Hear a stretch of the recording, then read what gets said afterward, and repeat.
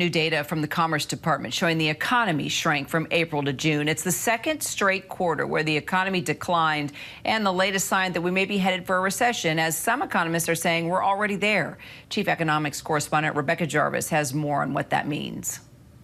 As debate grows over whether the U.S. is already in a recession or will be, the chairman of the Federal Reserve says we aren't there yet. I do not think the U.S. is currently in a recession. And the reason is there are just too many areas of the economy that are performing,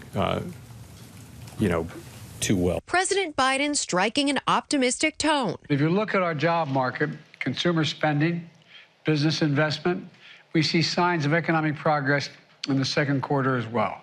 Regardless of what it's called, Americans are feeling the pain in their wallets. According to a growing number of economists, including Bank of America and Goldman Sachs, the signs of a recession are forming, with inflation up 9.1%, prices rising on food, shelter, and transportation. And while gas prices are starting to drop, it still costs over 35% more to fill up than this time last year. In California, one of the most expensive places to get gas, drivers are paying an average of $5.66 a gallon, making it almost $100 to fill up a 16-gallon tank. It's really hard to stick to a budget because now what I pay for gas a month is almost what I pay for rent a month. Consumers also facing double-digit increases at grocery stores. I used to do my monthly groceries for $200, and now it's costing me around $350.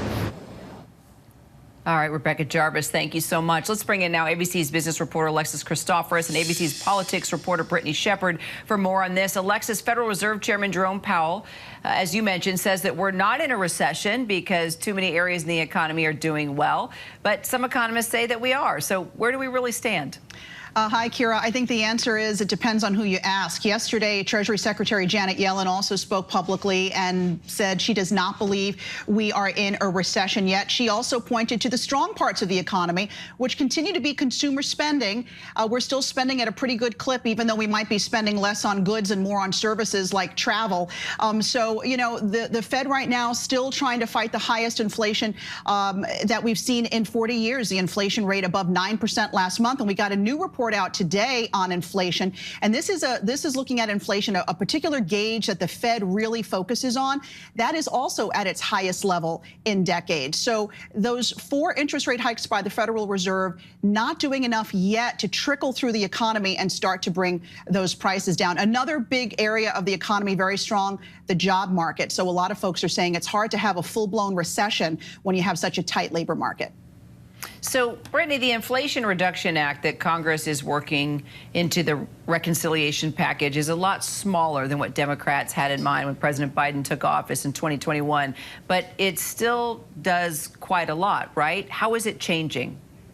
You're absolutely right, Kira. President Biden originally wanted a $2 trillion, that's with a T, spending package back in the winter, and there are Democrats and some Republicans said that just can't be done. But still, we have about $400 billion of new spending. Some of that's for climate provisions, incentivizing Americans to do things like get electric cars, use solar panels on their home. It helps I think crucially, Medicare negotiate drug prices about certain kinds of drugs with pharmaceutical companies, that to lower the cost for some of America's oldest voters, senior citizens, to hope to ease their burden on their wallet. It caps inflation, and it offers subsidies to some folks bought into the Affordable Care Act, but none of this is set in stone for Democrats. This was a deal penned by Joe Manchin and Chuck Schumer, kind of unlikely bedfellows over the last 10 days, but there's still one big Senate holdout. No surprise here, Arizona's Kristen Sinema, who actually neglected to join a Democratic call yesterday about discussions of how to get this bill into reconciliation and over the finish line. And even if they get Sinema on board, the Senate parliamentarian, because of all these weird arcane rules around reconciliation, has to say that this inflation bill is up to muster, and she hasn't done that yet. And even if all of those things happen, the vice president might have to come down because Senator Joe Manchin is sick with COVID, and if he is not able to vote in the chamber, Democrats aren't going to be able to pass this without some kind of Republican buy-in, which right now they just certainly do not have. Well, Alexis, the president says the legislation would help reduce pressure on the economy. Will this really impact our pockets on a day-to-day basis with prices continuing to surge in so many areas? I think the jury's still out. It's too soon to really tell. I mean, a lot of economists agree that those tax increases that are built into that, the lower drug prices that Brittany just talked about, are all aimed at reducing the federal budget deficit. So the likelihood of prices coming down over time is pretty good. But I think that's the key phrase, over time. This is not a quick fix. The effects of this probably won't be felt for months, even years to come. So for those of us looking for some relief from these high prices right now through this legislation, it's probably not going to happen, and it certainly won't be the quick fix that the Democrats would like to see in time for those midterm elections. So, Brittany, the House also voted to pass that $280 billion CHIPS and Science Act, which would subsidize domestic semiconductor manufacturing, also invest billions of dollars in science and technology innovation. So how significant is that specifically right now as we're going through such a tough economy? Well, the Democrats are hoping that messaging is going to be very significant, which the Americans can hope that they can see more dollars back in their pockets. The Democrats in the White House are saying that there are chips in everything, in your phone, in your computer, in almost every consumer electronic that most of these Americans are going to want for the holidays. I know it's weird to think about Thanksgiving and Christmas, but these are what voters are thinking about now. They're just trying to figure out how are they going to even afford groceries and gas.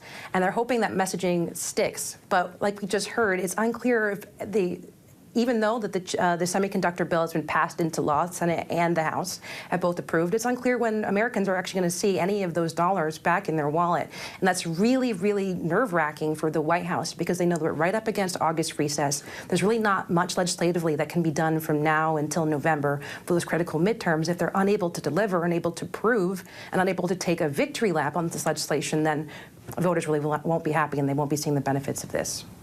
Well, I think it's the U.S.-made part of the semiconductor chips, right, that could help us grow the economy, Alexis, right? You said it, absolutely. I mean, the fact that this country can now be not as dependent on other countries for those critical semiconductor chips that do run just about everything we use on a day-to-day basis is huge for this economy. So that would definitely help when it comes to supply chain issues regarding these all-important semiconductor chips. But again, it's going to take time. All these investments are great news for the economy, but it takes time to get those factories up to speed. But over the long term, always a good thing when the U.S. can be, not as dependent on others. All right, Alexis, Brittany, thank you, ladies. Hi, everyone. George Stephanopoulos here. Thanks for checking out the ABC News YouTube channel. If you'd like to get more videos, show highlights, and watch live event coverage, click on the right over here to subscribe to our channel. And don't forget to download the ABC News app for breaking news alerts. Thanks for watching.